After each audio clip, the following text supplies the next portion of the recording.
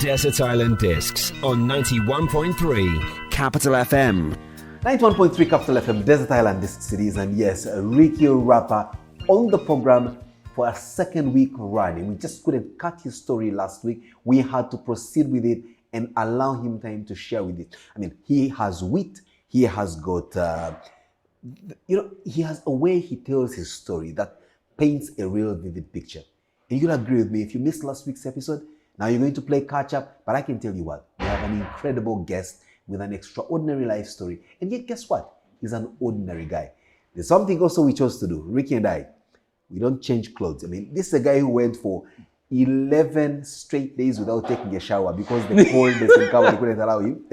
So we said 1 week, we return, same clothes, same place, and just keep the flow going. Ricky, welcome to the program once again. Thank you. How's the week been going for you? It's been an amazing week. I actually decided to come the way I was last week. No changing clothes. Yeah.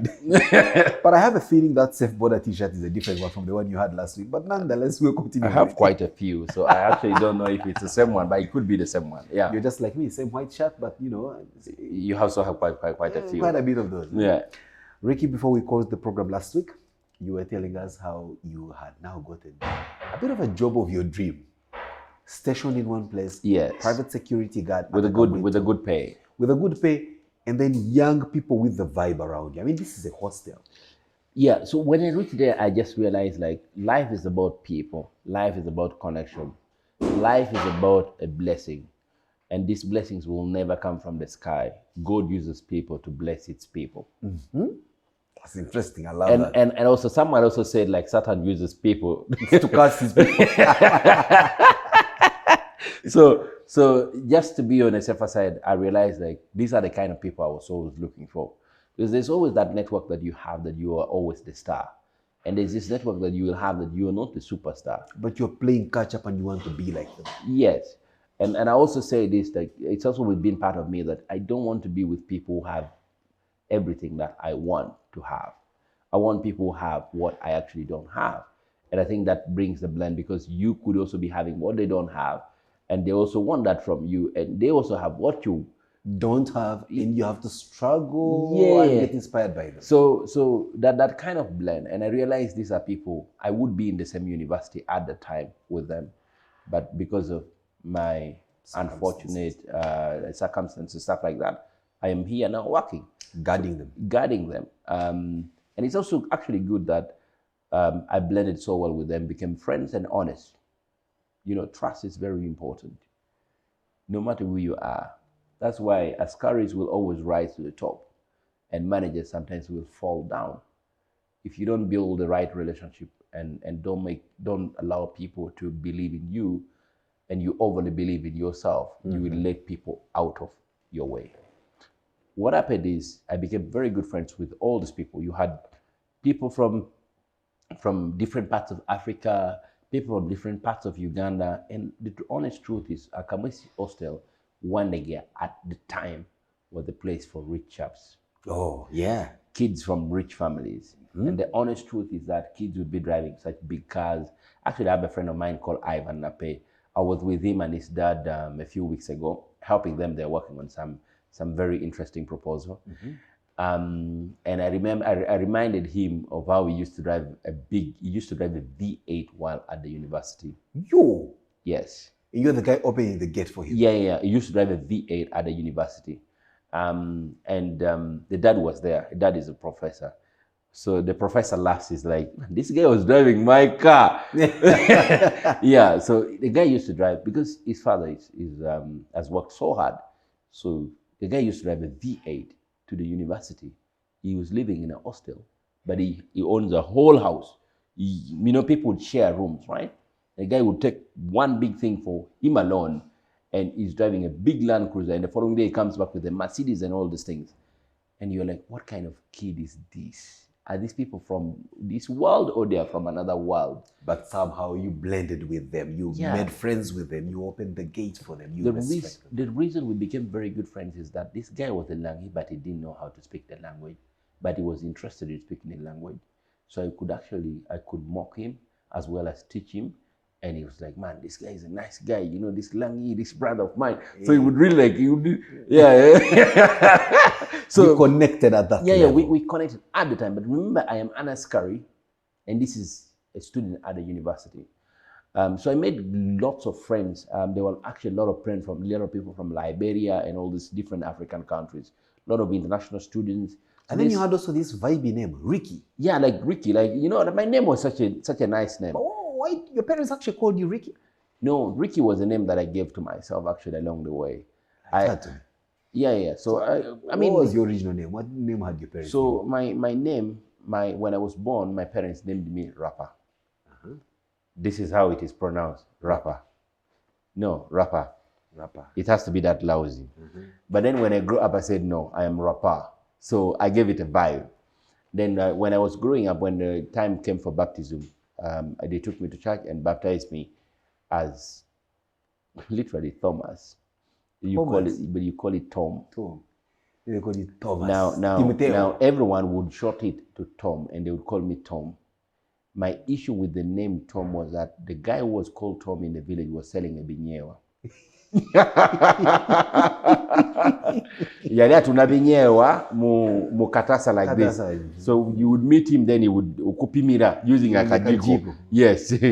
Atano, chikumi, you know, that was like that Tom. Was Tom. And I'm like, dude, like, do I really want to become like this Tom? Like the Tom, like this, like I always, you know, my mother would call me Tom, and I'd be like, yes, ma'am. But the thing is, Tom, the guy called Tom is selling a binyewa. So I would actually think that I would end up being this kind of guy. And he was old, but selling a binyewa. So I felt unhappy with the name Tom. So actually, when I was in school, I decided to give it a vibe. And from Tom to Thomas to Thomson. So actually, I actually twisted the name from Tom. Instead of it being Thomas, I made it Thomson. So people would be like, hey, man, that's such a nice name. You know, like when you're at school, like, so I'm just like, hey. So the reality is, it was supposed to be Thomas. But then my mom used to call me Tom, and everyone else would call me Tom, and Tom was the old guy selling a binyewa, and just like, I am Thomson. So on your academic papers is Thomson, then how did the Ricky name come about? So now the Ricky name comes, I was reading a small newspaper, and I find like Ricky Jackson. So actually, I first started by calling myself Jackson. No, I started calling myself Jackson Kisiki. So, and one of my OBs actually today, he used to call himself Obote Sam Kutesa. Because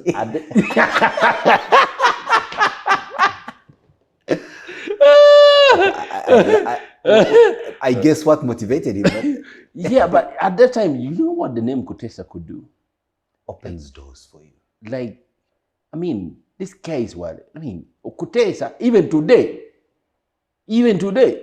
So my actually is a primary teacher, but he's actually pursuing his degree at Chambok right now. I went back to school. So Sam added this name like Obote Sam Kutesa. And I'm like, man, I just need to change everything. So I actually removed everything and called myself Jack Kisiki. So the teachers beat me real bad. Real bad. They beat me. Said, you want to get spoiled? Do you know what Jack Kisiki is? And so like people used to like it like Jack Kisiki. You know? So I was going to dump all my name and call myself Jack Kisiki. That would really give it a vibe. Like, you know, at that time it was like it was about how your name sounds. Now, when I failed to change it and I got beaten many times, I was just like, so I was reading a newspaper and I found something, a story about like someone called Ricky, I think it was Ricky Jackson something, what, and I just decided to pick a Ricky and add it on my name, and I'm like, I'm going to be called Rapa, Thomson, Ricky. You know, Ricky is supposed to be last. So it's actually supposed to be Rapa, Thomson, Ricky. Now, as I was growing up, people picked Ricky and brought it here. In the front. In the front. So actually when you hear the way people write my name, they're like, Ricky, Rapa, Thomson. So, but then... So you're Mr. Thomson anyway. So now Ricky came on top. Like everyone now, people like the name Ricky. And now it's just like, that's how I got myself. where I am. So I will have legal issues in future. I know you may have to sign a deponent, with a Yeah, notary I actually public. need to clean up stuff right now because it's, of course, I'm not interested in the politics. superstar in Ricky, Rapa, Yeah, Thomson. How about you play us your next song? Oh, yes. Last week you promised to play that hit song. That hit song, I don't know if we have to play it now. I think we need to give people some love. Because the song is called Tumbiza. Tumbiza Sound. He's from where now? He's the lyrical, is one of the baddest lyrical artists right about now. So just take it easy. So I think for now, let's pray for these people. Empeta. Empeta. Yes, love is very important. Empeta by Shiba and I get the song. Empeta by Shiba and the other guy. King Saha. It's not the other. It's King Saha himself. The guy with whom you have almost a similar hairstyle. By the way, later on in the program, we'll have to understand at what point you say growing these dreads. All right, yeah. So Empeta, King Saha, and of course, oh yes,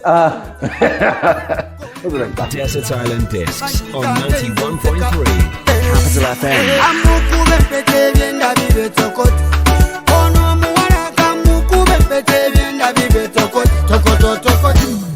Well, it's 91.3 Capital FM, Desert Island Discs, and on the program it's Ricky, Rapa, Thomson. Supposed to be Rapa, Thomson, Ricky. And it's supposed to be Rapa, Thomson, Ricky. But you see, any combination of those names, one guy, but not legally at the moment. And he's here for the second week running. For when we started with him, Ricky's life story was something else. He took us through the nooks and corners of the life that he's led to this point in time, but we still felt there were still many dots yet to be connected.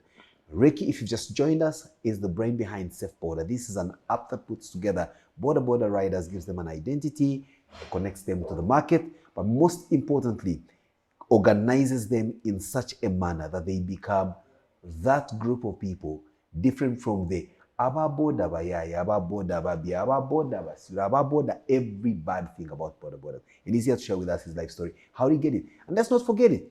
At least so far, we've done 2 days of his program. He has not studied beyond senior 4. So how a guy who has got that modest education is able to impact lives, that is a story we need to listen to. Ricky, here you are. You are a security guard at Akamwesi. Yeah. You have made all these wonderful connections. How do you transit? How do you move? So at the time when I made all this connection, please also note that the entrepreneurial spirit in me had already woken up. Tell me, how do you wake up? So at the time I was working at Akamwesi Hostel, I was working mostly in the evening. So during the day, I was actually making juice. Oh. Vanilla water and vanilla juice. So from where? From home. You had a home now, or you are staying at the hostel? No, I wasn't staying at the hostel. I was staying in Kamocha. You know, Mawanda Road, Kinta, the medical center. You slope down. There's a place down there called Nsoba, near Nsoba. down there. One see yo. Yeah, the first house I rented was actually in the middle of the water, in the middle of the swamp. You were living in a resort. resort. So I actually couldn't stay in it, because the reason I couldn't, I actually realized that I wasn't going to stay in it. It was for 25,000 shillings a month. And the reason I couldn't stay in it, because there was Omusao Moganda next to it, behind it like this. So I got scared of those things. I'm just like, Omusao Moganda is a kunsindikira abajajja. No, si mayembe abajajja. So I got scared, and it was facing like swamp. So I came back a little bit and got another house for 45,000 shillings. So I was living down there in Nsoba, near Passover Church. Wow. So if you go down there, all those people, they know me. So as I was living there, in the morning, I would wake up and sell vanilla juice, vanilla water and vanilla juice. So I bought a bicycle and I would roll it around the area. The first shops were my first customers. Roll it around that area, come to Mawanda Road. How were you packaging it in a Kavera? Or? So I actually still have the machine. So there's a small machine that you use. So you just put the water. Yeah. But the unfortunate thing also is that the good thing also, I was using spring water. So I didn't have to boil the water. So I would get spring water, mix it with the Vanilla flavoring. flavor. Then you pack. Then you start distributing. Where were you getting spring water from? There was a spring water near our home. So you just fetch? You fetch no water. boiling, Yes. just put? Yes. Put in flavoring? There's no one who boils that vanilla water. But there's no one who gets sick from that vanilla water. How would you know? They come to you? They go to the doctors? I mean, they would keep consuming the water. I used to buy it as well. Yeah, so I would make the vanilla water and be able to supply it in Kamocha, in Chevando, and stuff like this. So a lot of those people knew me because of supplying vanilla water and vanilla juice. Had you grown dreadlocks at that time? No. There was no way I could be doing that kind of business with dreadlocks. Or even be a security guard? Yeah. And the Kamwesi we used to cut off our hair like really clean, like real nice, real neat. So I did that. And so it was a time that my friends kept on asking me, Ricky, where do you want to go? Where do you want to grow? And stuff like that. So when I was doing the vanilla water, I actually now wanted to open a library. So now there's this friend of mine in 20... A library for books or for video? No. So at that time, Okutunda music. Okutunda music. You know, it's something very interesting that those days you used to sell CDs and sell music. People would come with their phones and stuff like that to buy, you know, okubaterako music. Yeah, so you charge them per music, per song that you take them. You can toli muyimbi. So all I needed was a computer. And this friend of mine called Isaac Musoke is the guy who was literally made my life twist around like this. So where did you meet him? So I met Isaac Musoke and we were very good friends. He was a Ugandan who was living in Denmark. He had stayed in Denmark for 17 years. He went to Denmark when he was 2 years. So the time I met him, he was 19 years. So he told me... was he a student? Was he... He went with his mother. And was he a student when you met him? Yeah, he was a student at the university, at Makere University. And was he living in Akamwesi? He was living in Akamwesi. You had whites, everybody. You had all sorts of people. Akamwesi was such a big deal at the time. Now, this guy becomes my good friend. He says, Ricky, I'm just about to leave. Is there any way I can help you and stuff like that? So I tell him I want to open a library. I went and showed him the place where I wanted to put the library.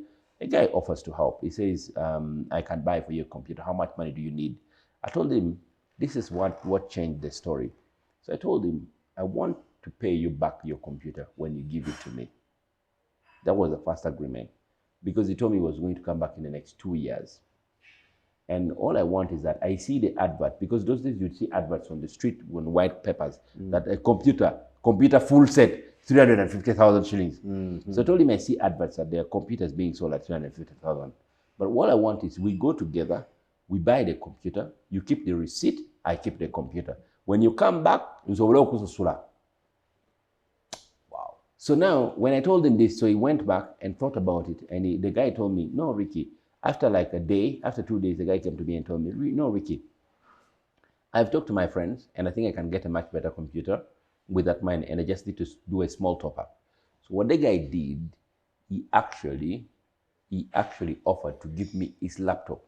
It was an HP laptop with a fingerprint scanner on it. You know those things that had like those fingerprint scanners, those kind of laptops. So the guy gives me the laptop to go and start my library business, as I was also doing my Jewish business. Because the library business, I would get someone to run it. And then the Jewish business, I would keep running it myself and also keep working at a Kamwesi hostel.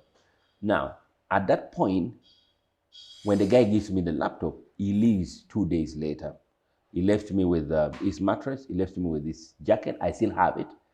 The jacket that the guy gave me, it has New York City on it, like NYC. So like New York, you know, like the vibe about New York City and hip-hop and stuff like that. So the mattress he gave me, I still have it. The jacket he gave me, I still have it. The computer he gave me, I sold it after 2 weeks. Why? So what happened is, my brother called Odongo, Tony, was actually playing with my computer behind it was a Sunday, yes. So he was playing with my computer, watching music. Now this student comes in and sees Tony on a computer. The guy gets interested in the computer. He's like, I just sold mine, but are you selling? Can I buy that one from you? And the guy said, maybe if you want to buy it in dollars, but it's for Ricky. So the guy actually jokingly offers me $400 for a laptop computer. Ooh. I don't know how this came about, But as I did mention that God uses people to bless you. The guy, jokingly, as he was walking out, he said, I'm going to come back, but I will give you $400. He walks out. And I asked him, are you going to give me in dollars or in shillings? He says, I'm going to give you in dollars. Unbelievably, the guy comes back, walks to his room, and comes back with 4 papers. 100, 200, 300, 400. I saw $400. Neunga. I shed tears. I couldn't believe. Did you know how much it was in shillings? I couldn't tell. I was so confused that I didn't even know the value, but I knew it was a lot of money. Right now, it's over 1.3 million shillings. So what happened is, there was a guy who was in the same hostel. He was such a good friend of mine. He used to drive a Primo at the time. He was called Dennis from Barara. I don't know what he's doing, but I think he's into manufacturing and stuff like that. So I picked all the money and gave it to Dennis. I said, Dennis, go and change this money for me. The guy goes to town and brings me 980 something thousand. Oh. And I never had peace that day. When I got money, I became mad. Like I had money, I realized that I became so insecure that everyone around me, that everyone around me was the wrong person. They could kick me, they could steal my money, they were going to kill me. Like I became so insecure. Yet because I had security guard. Yes, because I had so much money that no one around me had. So I went back, and that night I did not sleep because I had to sleep on the money. On the money. So then, immediately when I got the money, I started telling people, now I'm going to buy a motorbike. So I came back the following day with money. All the money the way it was. And I told people I want a bike. Nonya Pichi. One of the students heard that I was looking for a bike. Because I actually started telling the students and then the borders outside. And then one of the students actually was in the hostel and he had a bike. He had bought his bike and given it to a border outside the Kamwesi hostel. Now when he heard of this, he said, I'm selling my bike at 1.5. So we started negotiation. I told him I can raise, we actually settled for 1,050,000 shillings on condition that I pay it in cash. I told him, give me 20 minutes. I jumped on the border, went to Equity Bank, got some money, came back. I was able to display 1,050,000 shillings and no one could believe that I had all that kind of money.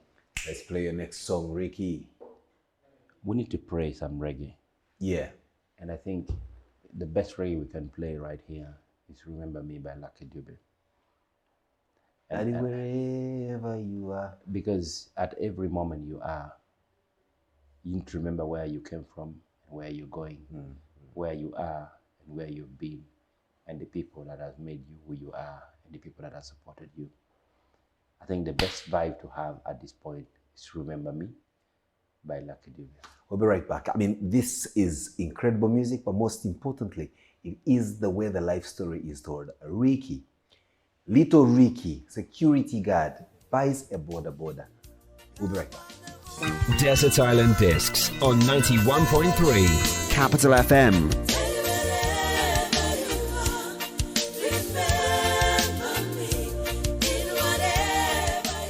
It's 91.3 Capital FM, Desert Island Discs, and what an epic conversation we've had with Ricky, Rapa, Thomson. Very interesting names. Ricky. Yeah. That one day, you have your money with you, you've gone through the negotiation, and it's down to 1,050,000 if you're paying it in cash. And you had the money. Yeah. So everyone could not believe it. My manager, my supervisor was so surprised, and they started looking for all sorts of issues. At a certain point, people felt like maybe I'd stolen something from the hostel. But I told them the story, and they realized that the way I got my stuff was very clear, because I told them the only way I was able to raise this money was selling the laptop, and this is the person I sold it to, this is the person who changed for me the money, and I explained to them everything honestly. And then they felt threatened, because it was some of those things that had never happened in the work environment before.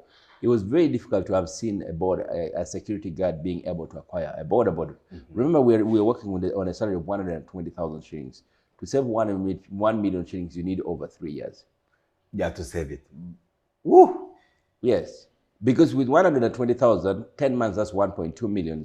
But remember, you have to eat. You've got to rent. Yeah, so even in a year, you maybe your salary will be like what 1.2, 1.3, that. So of course they were shocked, but they took it. But they also did not took it lightly, because immediately after I bought a motorcycle, I became a very rich person. People felt like I was very rich. I had become very successful at the hostel, so I got a salary review immediately. That very month, I got a salary review from 120 to 140 because they didn't want me to leave. That's very important. So you were doing a good job as a guard. I was doing. So you began to appear like anytime you're leaving. Yes, because now. But what were you doing with the border? What did you put on the road? So the border, there was no way I would put a border. I would give a border to someone. So there was no way I would give a border to another person when myself, no one was able to trust me with a border. Like that was not the topic to talk about. What am I doing? I'm working on a salary of 120,000. I give away my border, my only richest and life asset. Like, would I give it out to someone? I'd looked for someone to buy for me a border so that I can pay it on loan for years, and no one was able to trust me with a chicken. So I now get to an institution where I can trust someone with my whole life. A border. That was not possible. No way. So I kept with my border. I started learning how to ride. Remember, I didn't know how to ride, but I had an idea how to put a gear and all that. So I started riding. It would stop on the way. I got home, came back, started slowly like that. And before it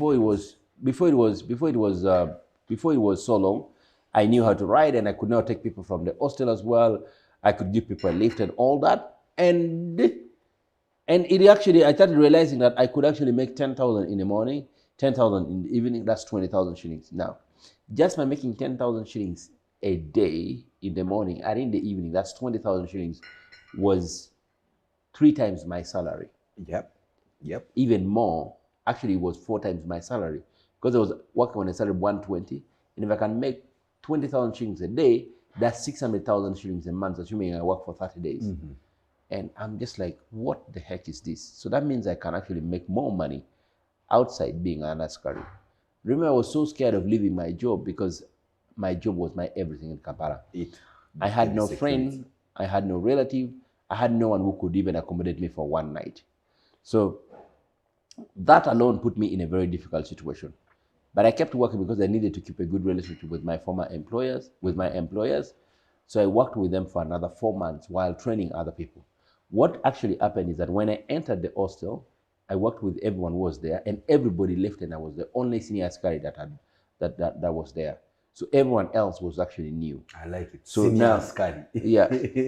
No, a senior security officer. You have to be nice now. So you know of these titles, right? Yeah. So I was the only senior security officer at the hostel. So they needed me so much. So I trained these people. I stayed for another 4 months, and now I was able to leave because I was sure that the border industry would take good care of me. And when I joined the industry, it was such a different world altogether. I realized, like, Ricky, you could make 1 million shillings in a month, and even more, because I could easily make 30,000 shillings in a day. Where do you put your first stage? I mean, when you left, how? So you just told your employer. So even today, if you get a bike, you actually don't need a stage. This is how I entered, and this is how many people entered in the industry. You get your bike, you be moving on the road, they stop you, you take them, you go, another person stops you, you take the person, and then you continue, and before you realize it, you're actually border man without a stage, and they would call you Lubianza. Lubianza? Yeah, Lubianja, yes, Lubianja, yes. They would call you Lubianja because you just, Obianja. Yeah, you're just on motion. You're always on motion. So that's how I entered the industry. But later on, I was able to get a stage and able to now get a proper stage where I can now operate and stuff like that. Is there an advantage being a Lubianja and having a stage? A Lubianja definitely makes more money than a guy with the stage. So then why did you aspire to go and make less money? No, not that I aspired to go and make less money, because stages teaches you with laziness. That's what? Teaches you laziness. You go there, And the sleep. It's like womanyira nnyo okwambala tie n'okulabika obulungi n'okubeera only in AC nga toyagala okuyingirako wabweru osobole okutuuka awali awakyafu. Thanks okumvuma guy. You don't know. No. What I mean, no. So in a good spirit. No, I understand. In a good spirit that if you like to put on a necktie, this is what they say, that you want a white collar job and you cannot do any other thing. You only have to sit in office and be on your computer like this. No one starts from there. Even when you're there, you still get back. True. So what usually happens is that when you have a stage and you just want to wait for customers to come to you at the stage, then you're a lazy person. You'll end up making less. You pick your border. Yes, so and ride away from a job called security guard. Yeah. And then I got on the street, the world of challenge. So I started moving around, taking people, and then I got my first stage. My first stage actually, I don't know if I want to get in this kind of story, but let me cut it short that I got my first stage was near Novik Hospital, which was a fake stage. About 2010 Bang was a stage in full. They gave me, they took my money for wrong reasons. So alongside, a bar around Kololo opened called Mishmash. For people who have been here for quite a while, they know. There was a bar next to Casablanca called Mishmash. So Mishmash opened, and the manager of Mishmash used to be my neighbor. So I met the guy at Mishmash. He's like, man, we've just opened this restaurant. I am the chef, but there's no stage. Could you get your friends and be able to put a stage here? So I got my friends and we started a fight to put a stage. So from Mishmash, I met so many experts because Mishmash was really like a place that any expert who arrives in Uganda would go and wash their face there.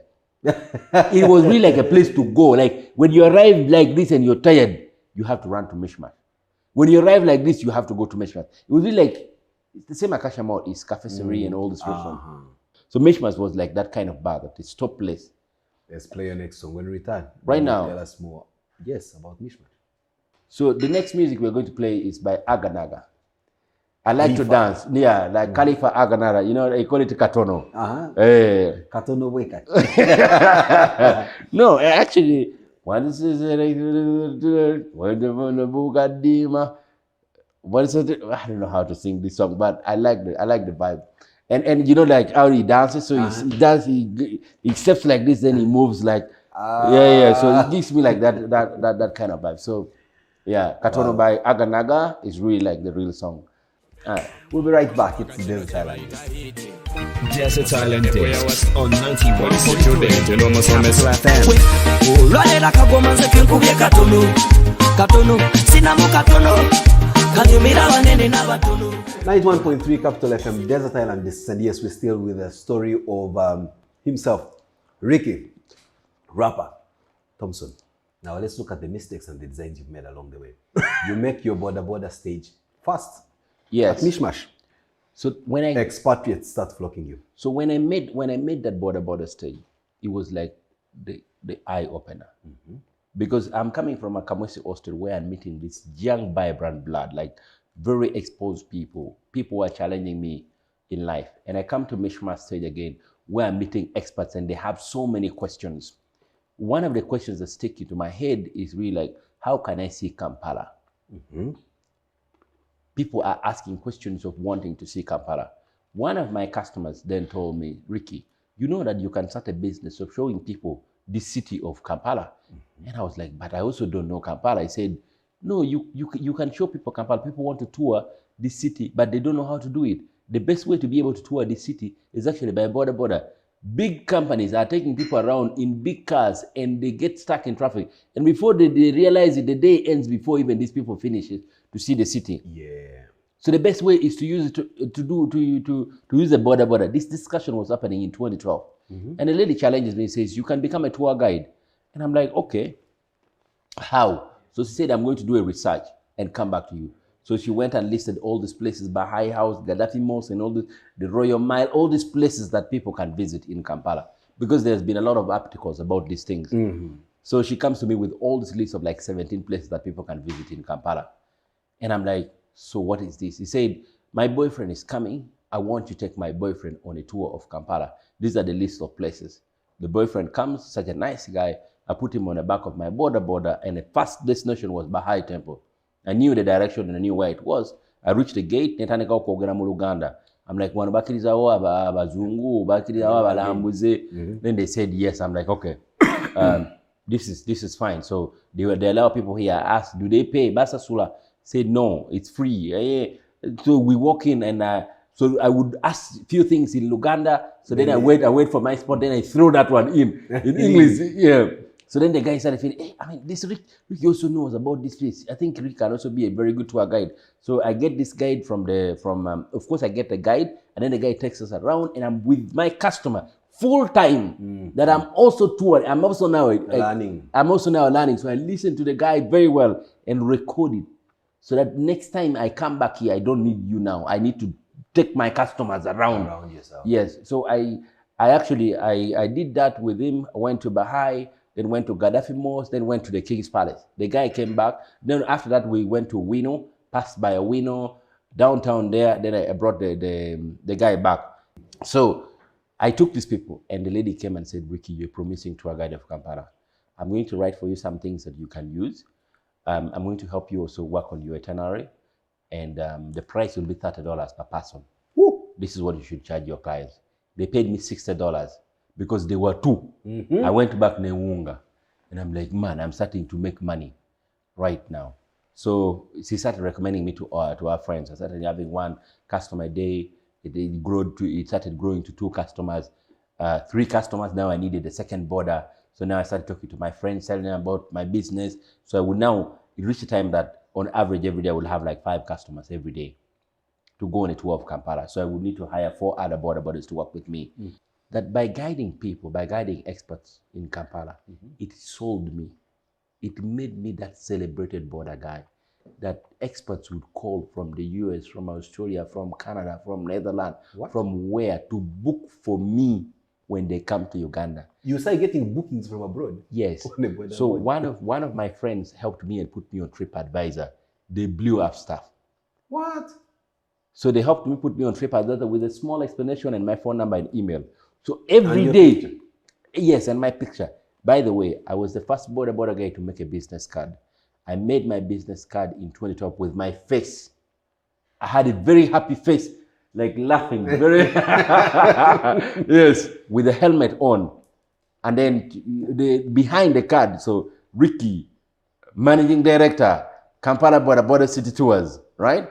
And then behind, I would now put the list of places that you can visit. And interestingly, I was making more than $100 in a day. Wow. On some good days. The day I made so much money was the day I took an expert on a trip from Kampala to Jinja and back. So I took her from Kampala. We stopped at Namugongo. Then we stopped at Siziba Falls. Then went on zip line in Mabira. Then after the zip lining in Mabira, we went to the source of the Nile, had a drive in the lake. Then she sat and took 2 bottles of beer. And after that, put her on a border at around 6 p.m., brought her back to Kampala, and the next day she had a flight. How much did she pay? $400. Yo! Yes. Ricky, you know we're moving on so well. I'm not yet seeing the word safe border. And yet the second day is about to come to an end. Yeah, so we can go for a week. I know it looks like. But all this while, Ricky, what's happening in your life? Do you have a girlfriend? Do you have a wife? At this point in time, what was happening? Yes, you're riding your border, you're making some money. So much was going on, but of course at every point you need to focus on one thing. I think you can never do 2 things successfully at the same time, though some people can, but I was really focused on growing my business. And there was so much happening. Of course, I had my first son in 2010. So today, as I speak, I have 3 children. Wow. All of them are beautifully grown up. My last born. The youngest for now has just made 3 years yesterday. Wow. Tremendous. Yeah, and my son is making 10 years tomorrow. Wow. Coincidences, just coincidence. Yeah. So anyway, a lot was going on. And So you had a family that you were raising, a little child you were looking after. Now the motivation was even greater. yeah, And the hunger. and I had a lot of family people to take care of. Oh, yes. What you don't know is that when I bought the motorcycle, I became the richest person in my family. Oh, yeah. So what I mean from my family is the lineage of my grandfather. So you have my grandfather. My grandfather has got his children, and I am a grandchild. And So I became the richest person in my family when I bought a motorcycle in 2010. Now, because of that, you go back. When I went back home, of course, there was a big celebration, and everyone is like, man, I want to go to Kampala. How can Ricky leave?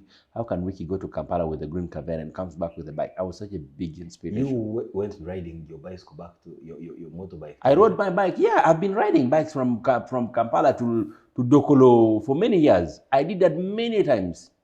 And it's a normal thing. 6 hours, 7 hours, I'm in Dokolo. And it's a normal thing. Even today, I can still do it. You're a bad boy.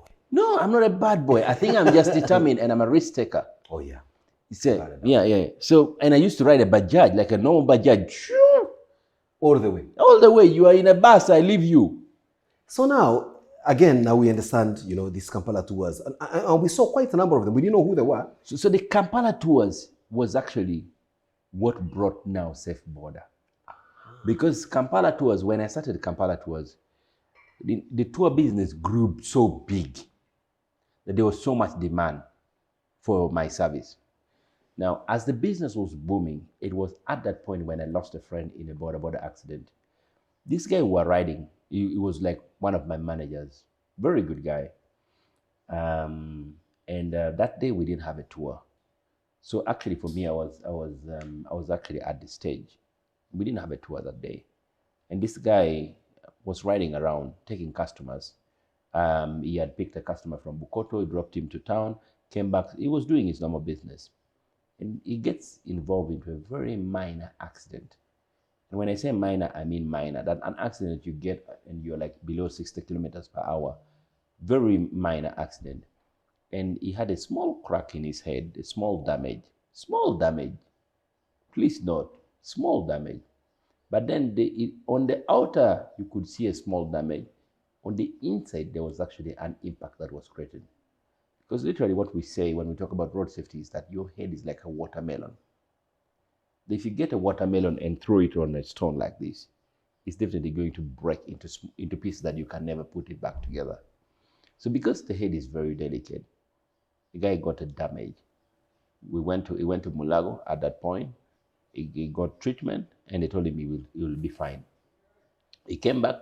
2 days later, he was back at the stage and he was working normally. The unfortunate reality is after 2 weeks, he started feeling headache. So we took him back to the hospital. When they took him back, they put him on a scan. X-rays, my X-ray scan and all these things.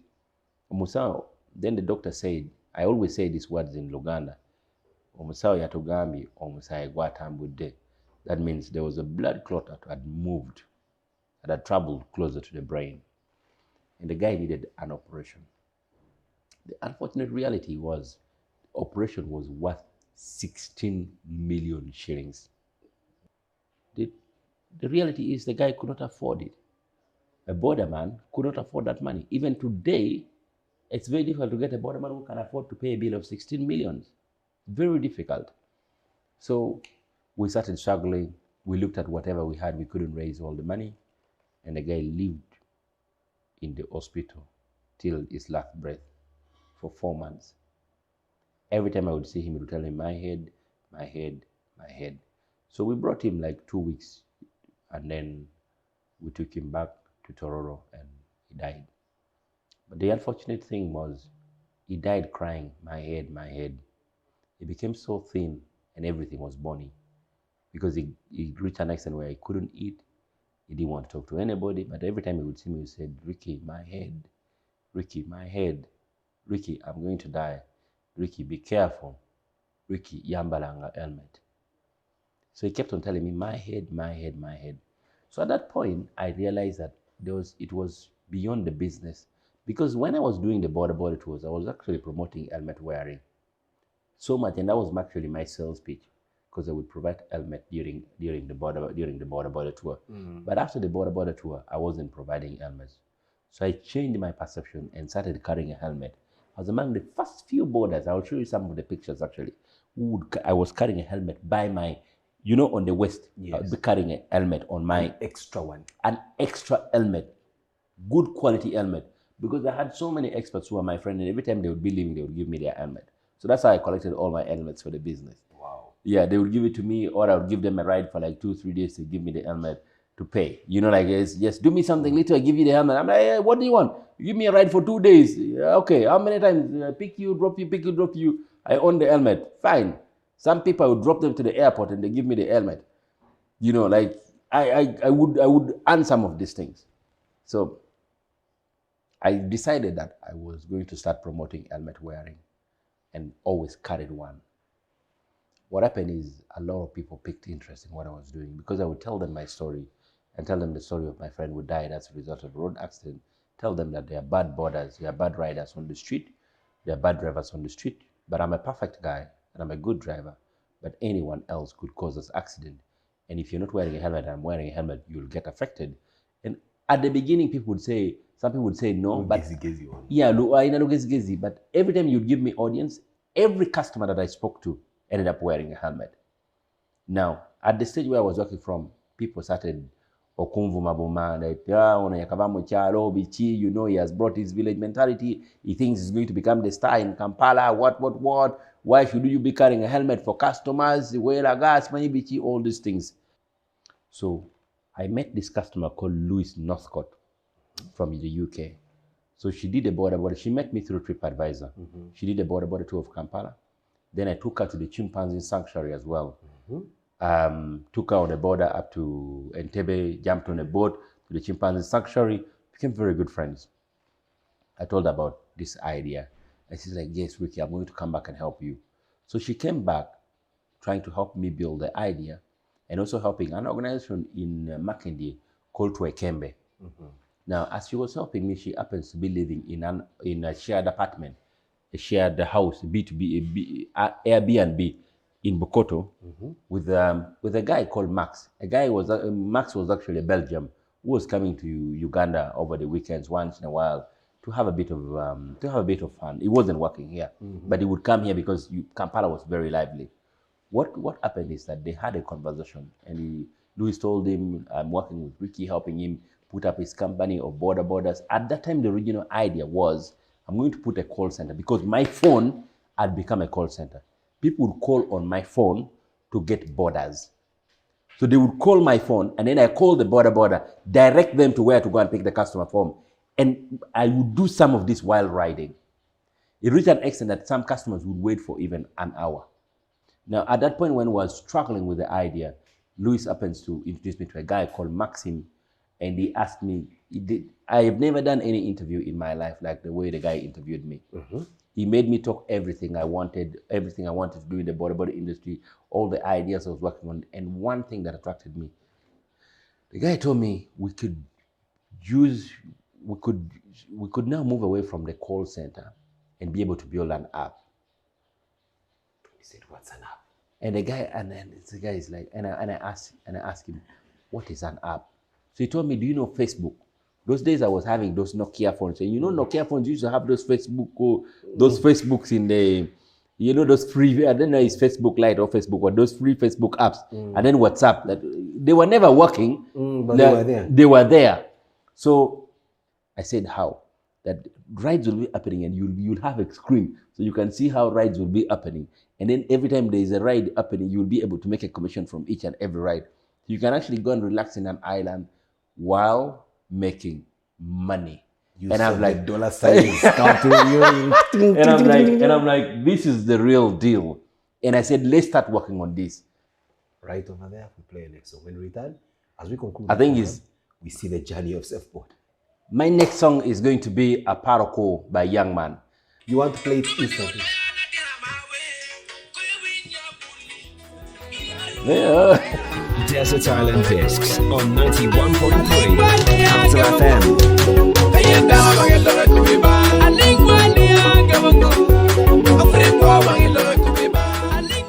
So it's 91.3 Capital FM, Desert Island. This is to tell you what, I have had programs. I have hosted incredible people. I haven't met Ricky. I met him today and last week. It is something else. But it's an interesting life story. So Ricky, now Safe Border is born. But it is an app. Mm-hmm. It's not, what color is that? What's this color? What do you call it? This is the color. Yeah, the color. What's the name of the color? You know, It is the name of the color. You and I must be colorblind. You know, like most men. No, For us, we know all 12 colors. But women... I am colorblind, but not when it comes to this color. No, when it comes to that color. Yeah. So we built, the Safe Border was built on the backbone of the community that we don't, at the beginning, we used not to go to the street, but we get people to bring other people to join. Now, the branding was also unique that the branding remained the Safe Border constantly. The logic behind that is a lot of companies had used borders as moving billboards. So many of them were very, very uncomfortable with that because they're just like, people use this as billboards all the time. We now need to market our own. So that's why the Safe Border brand came out with the name of the driver. So the driver would be promoting himself. And the pitch was very simple, that every time you meet a customer, I tell the customer, I am from Safe Border, we are professionally trained, we are trained in road safety, we are trained in customer service training, and we belong to a company. In case of any problem, there is a toll-free number that you can call. So all this, and we prepared them for this kind of things as well. And the community started growing. That by the end of 2015, we had around 150 Safe Borders. By the end of 2016, we grew to 1,300 Safe Borders. By the end of 2017, we hit 3,000 Safe Borders. Wow. By the end of 2018, we continued growing. Today, as I speak, we have around 22,000 borders in Kampala. We also expanded to Nairobi, where we have around 4,500 Safe Borders. Yes, we are also in Ibadan, Nigeria, where we have over 1,000 Safe Borders. Ibadan, Nigeria. So we are building a product for Africa. Let's go back to your home greater district of Lira. Yeah. The always say charity begins at home. We'll challenge you with something. If I go back, can I pick Ricky's footsteps? Is there something you are doing back home to give back to that place that may not have given you much, but that's where you happen to come from? I am doing so much, and that could be another discussion. For another side. Yeah. So I've decided to keep that off media, but I'm doing so much because no matter what I'm doing where, you see how I can become a star in Kampala, where I move on the street and everyone wants to greet me and stuff like that. At home, everyone is just scared even of my shadow. They're just like, we don't know how this guy got to where he got into. They actually have rumors that you went underwater. So they say this guy must have gone underwater, or is being used, maybe he's getting money from the state, or is just into something else. They don't understand it. So I tell you, here you can get closer to me and have a very good conversation, but at home they're even scared of my shadow. The guy in Ginger that was a security guard, the guy that was guarding at a Kamwesi hostel. Yeah. And now this is the guy standing before. I told you, I bought a car in December 2015, and I bought a Land Cruiser Essex.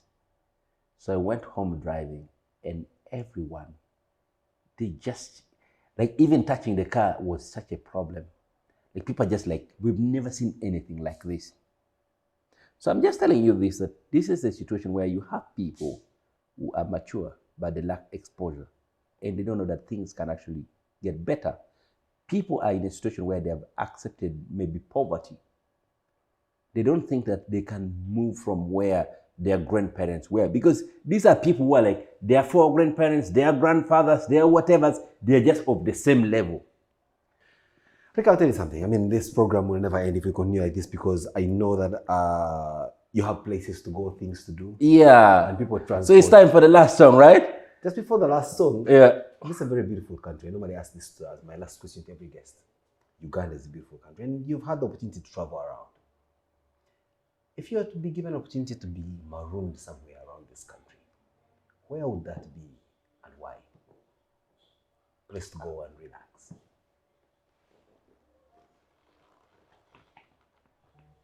In this country? Yeah. In Uganda? Are you talking about a tourist destination? Anything. Could even be your village. I think the only place that gives me peace of mind is only one place. And that's my home. Right there in the hall. Arab B, which has become Bambala Cell, is the place I want to go to. It gives me the fresh air because it faces the lake. So it gives me the fresh air. It gives me the authentic love in relationship because I have people that I grew up with, that know me, that believe in me, that appreciate me for who I am, not for what I have. And it's literally free of expenses. I have free food, free fish, free cassava, free black beans, free everything. Rapa. Thomson. Yeah, man. It's been a pleasure having you on the program. Next time you say Rapa, Thomson, Ricky. Oh, it's Rapa, Thomson, Ricky. Yeah, like Rapa, Rapa. Yeah. You need to give him a vibe. Like, this name is such a unique name that it will be very, I don't think you'll ask anyone on the show called Rapa, apart from maybe my son or like one of my daughters. Or you returning here. Because your or like myself. But when I return here, you'll call me Ricky. I know that. For our listeners, they will certainly feel shortchanged if you want to leave them with an incredible song. Now this next song, the thing here is we have been in lockdown. A lot has not been the same way. It's also time for us to actually ask government to ease lockdown. That's why we're going to ask the DJ, Tumbiza sound so that we dance. If they want face masks, we shall wear it. If they want social distance, we shall practice it. If there's lockdown, let them lock us down in the bar. So DJ Tumbiza sound, we dance, and that's it. By Easy, the guy is actually called Easy the Lyrical. Easy the Lyrical. He's actually Prince. Yeah, so his name is Easy the Lyrical. Tumbiza sound. Mubera mu lockdown. Fetubera mu bend down. Ricky, it's been a pleasure having you on the program. I can't say that more times than I already have. But for you, the viewers and the listeners, it's been an incredible pleasure. 2 weeks straight on with one guy whose life story didn't even seem to end at this particular time. I can tell you, we live life, but there are those who live life and eat it with a big spoon, like Ricky over here. And guess what? He's still eating it and eating it right. This is the place to be for inspirational life stories. Every single Sunday, 7 to 8 p.m. Tune in on 91.3 as a frequency for radio, or just pick us from the comfort of the palm of your fingers. When you subscribe to our YouTube channel, there will be so much you'll pick. And even guess what? You will pick even those episodes that you missed in the past from more incredible folk that have distinguished themselves to live an extraordinary life. From all of us at Desert Island Discs, it's been a pleasure. Have a wonderful Sunday and God bless you. Desert Island Discs on 91.3 Capital FM. Musajja Tumbiza sound. Leka tunyumirwe, the police is not allowed. Desert Island Discs on 91.3 Capital FM.